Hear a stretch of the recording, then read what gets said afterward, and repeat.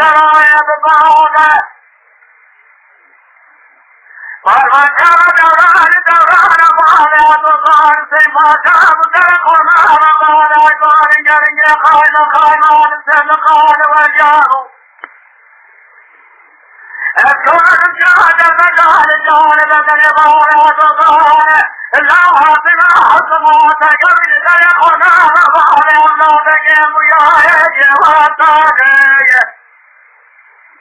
لما میرم من خونه حبیبی را که مراجعه ماریزا بیساخ مراجع شواما گرمدن و یدر بگان بگیم بخمان گفت بگیم بخمرا حقا تاقه ورهی اخواره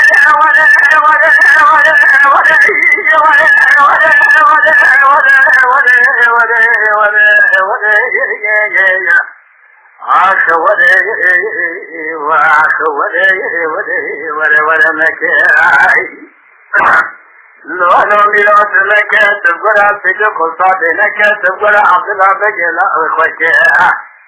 تب خاطر احمد سیورگه تنسی بگا داوکه بگه جن طالب جای شاخر بگیلا وکو میدر آیداوی دا آرکه خدا کالا کرده پاچا کی مزنه ویدانه بیداری دگه خیرک بگه مراده که میراث لکه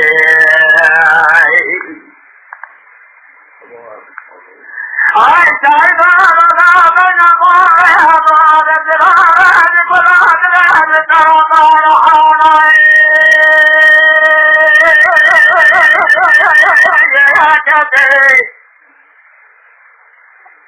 لغایتی بگال شرکا خیتران کارد بلاد رهد ترابان حانای وَفَكَرَ دَوَانَ مَوْلِعَ ضَوَابُ إِسْتَطِعْ لَهَا بَيْبَانَ عَضَابَ جَهَدْ سَمَعْتَ لَهَا يَوْنَتِي